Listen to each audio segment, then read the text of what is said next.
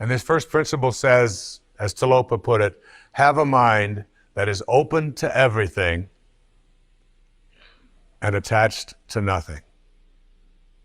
One of the central principles of my life is that no one knows enough to be a pessimist about anything. And that each and every one of us, when we close our mind to what is possible for us or what is possible for humanity, closes off the genius that resides and lives in each and every one of us. Having an open mind doesn't necessarily mean finding fault with all of the things that you've been taught by others. It means opening yourself up to the potentiality and the possibility that anything and everything is possible. So having a mind that is open to everything and attached to nothing really means finding within ourselves the ability to get rid of a trait that I find so common in the contemporary world.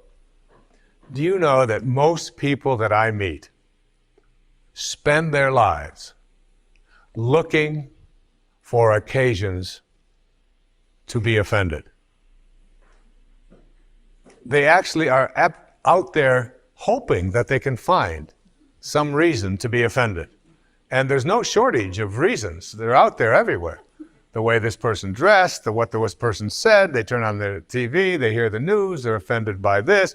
Someone used language that they didn't like, someone doesn't share the same customs that you, and people all day long. In fact, if you keep track tomorrow, you will find probably 100 reasons that you can go around being offended. But a mind that is open to everything and attached to nothing is a mind that says, I'm never looking for anything to be offended by. And that whatever anybody else out there has to say, my response to that is, that's an interesting point of view. I've never considered that before.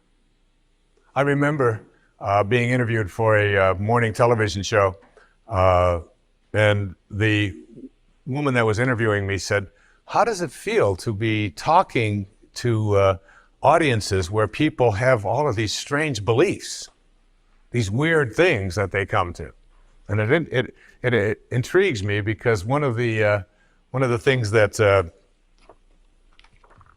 Emerson said is in one of his very first essays. He says the first thing we have to say respecting what are called new views here in New England, where we are right now, is that they are not new, but the very oldest of thoughts cast into the mold of these new times. And that was in 1842. He was speaking about that. And this woman asked me the question. She said, doesn't it offend you that there's people out there and they're talking about people using crystals to heal somebody? And I remember my response. My response was that if I've got hemorrhoids and somebody out there is convincing me that crystals are going to heal them, I'm ordering crystal chairs. Why not? I mean, all you have to do is understand something called a placebo. And what is a placebo? It's nothing more than a convincing belief. If I hand you this pill and say this pill is going to cure your arthritis, and you take it and the pill is just a sugar pill, but your arthritis disappears, I'm into buying those placebos. Where can I get some of those placebos? And it's true of everything. And it's when you think about all the things that we enjoy and what our life is like, it took people who had a mind that wasn't closed to allow us to make the progress that we've made. Progress is impossible if you always do things the way you've always done things. But the other word in this, what Tilopa said, is be attached nowhere.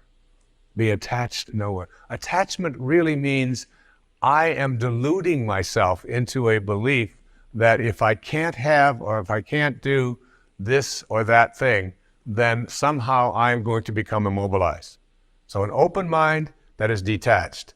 In my most recent book, in A Spiritual Solution to Every Problem, I have an observation. And it's an observation from Anthony DeMello, a man I respect enormously, a priest, who in The Way to Love puts it this way. Here's a great test for your relationships, especially the relationships that you're in with those whom you love, not your children, but your spouses and your lovers and so on. Try this test on for size. 1, I am not really attached to you at all. I am merely deluding myself into the belief that without you, I will not be happy. And 2, and here's the toughest test for non-attachment, I leave you free to be yourself, to think your thoughts, indulge your tastes, follow your inclinations, behave in ways that you decide are to your liking. How's that for a challenge?